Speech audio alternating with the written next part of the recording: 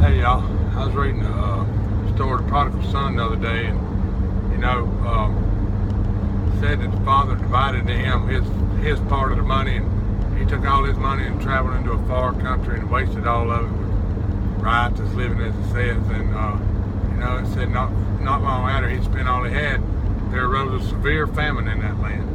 And it got me thinking. We search for so many things outside of Jesus to bring us happiness. We search for so many things outside of Him to bring us peace. Excuse me. And it's just not there.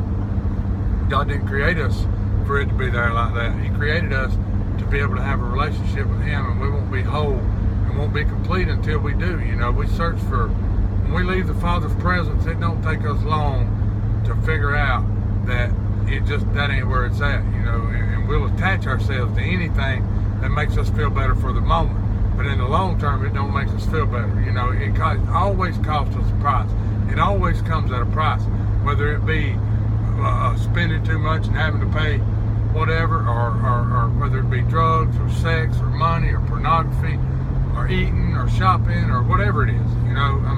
It always comes at a price, and it always comes at a price that sometimes it's a real high price to pay. But there ain't nothing outside of Jesus that's going to bring us true joy. And it took some learning to learn that, but I'll still do it anyway. I'll still go and try to find peace in something else. Maybe not saying that's what I'm doing, but we want that instant gratification. Now I want what I want, and I want it right now. And right now I'm willing to pay whatever the cost is. I'm the world's worst at buying tools, rationalizing, thinking I gotta have them, and then 4 or 5 months later, when I still ain't got them paid off, I'm wondering, well, was it really worth all that? But at the time, I just had to have it, and that's just an example of how it works in my house, how it works in my life, But I know that God created us to be having a relationship with Him, and He sent the Comforter to us. The Comforter being the Holy Spirit. He said, I won't leave you comfortless. He said, greater things than these will you do, because I'll send you a helper. And that helper is the Holy Spirit. And we've got to allow the Holy Spirit to guide us into our relationship with Jesus and into our relationship with God, so that we'll have that peace and we won't have to search for it. So many times we give up peace just because we want that instant gratification, or just because we want what we want. We want it right now, and I think I got to have it. But see, God did not create us to be that way. And so many times I struggle with it. I don't know if anybody else does or not. Maybe it's just me. But so many times I struggle with it. But Jesus is the only way to true happiness and true peace. There's no other way that I've found, and I've tried about everything out there, and it just ain't there. It might make you forget for a little while, but it's always there. Always. That hole on the inside of us.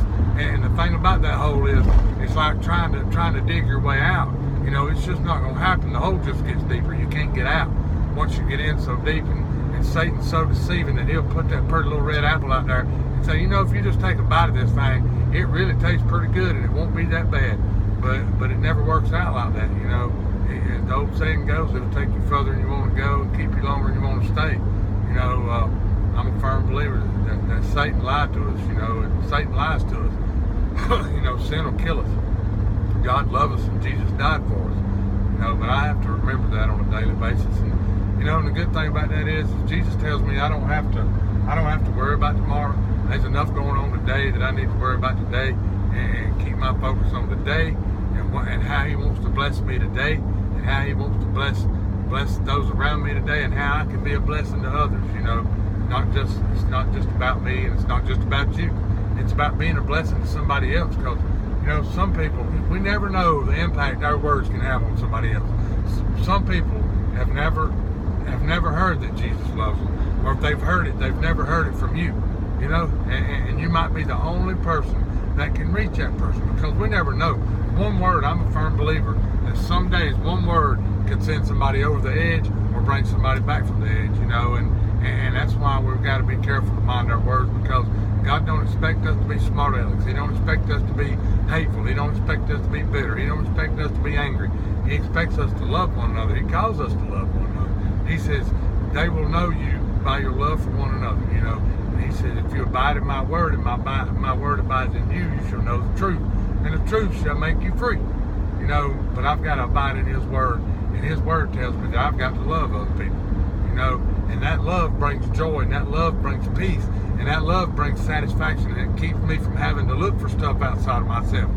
You know, John says in his gospel, says, how in the world can you, it's Latin paraphrase, how in the world can you say that you love your brother who you can see, and say you love God who you can't see? He says you're a liar, the truth ain't in you. You know, and I have to take that to heart. I can't be hating on people and you know, and expecting the love of God to abide in me. It just ain't gonna work, because the Bible says that it just ain't in me.